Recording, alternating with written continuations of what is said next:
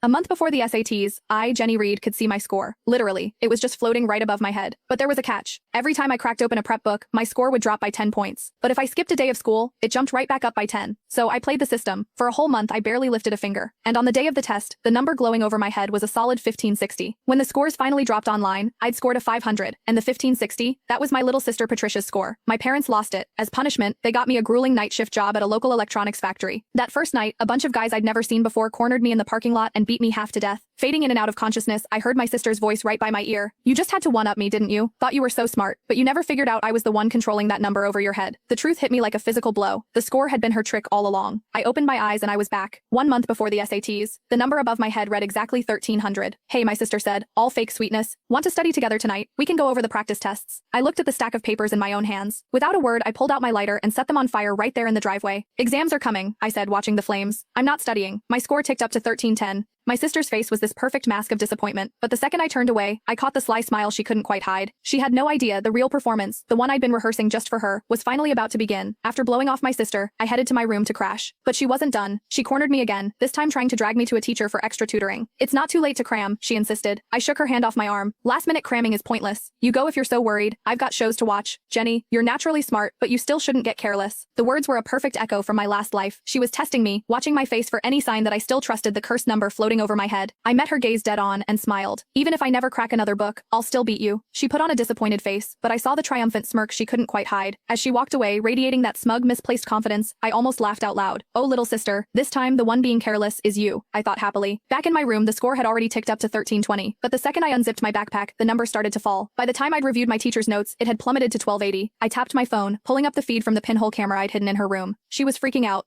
"Why is it dropping so fast?" I knew she was lying. She said she wasn't studying, but she's obviously grinding right now. "Why doesn't she believe the score?" A cold, unfamiliar voice answered her. "Why are you panicking? Once it drops below 1000, it'll detonate right on top of her. Studying is basically a death wish." My blood ran cold, but my sister looked thrilled. If she gets blown up, she deserves it. Who told her to start studying and mess with my head? Staring at the falling number, my mind raced. I had to find a way to fool this thing, and fast. I spent the next hour trying everything. No matter what I did, the moment I engaged with any study material, the score kept dropping. When it hit 1000, it flashed a violent warning red. Pure adrenaline shot through me. I slammed my books shut, grabbed my stuff, and booked it to an all-night bar downtown. I didn't breathe easy until I saw the number climb back to 1530 on the reflection in my phone. And right on cue, my sister noticed it too. On the surveillance feed, she looked unbearably smug. I knew that idiot would fall for it. She's probably out partying right now, thrilled that her score is going up from slacking off. She actually thinks she's going to score a 1530. That's my score. Watching her celebrate, I let out a cold laugh and killed the feed. She had no idea I just cracked the code on how to cheat the score over my head. The real game was about to start. I let the chalk clatter onto the floor. Stretching out on the plush sofa in the bar's private room, I looked over the walls I'd covered in formulas and equations.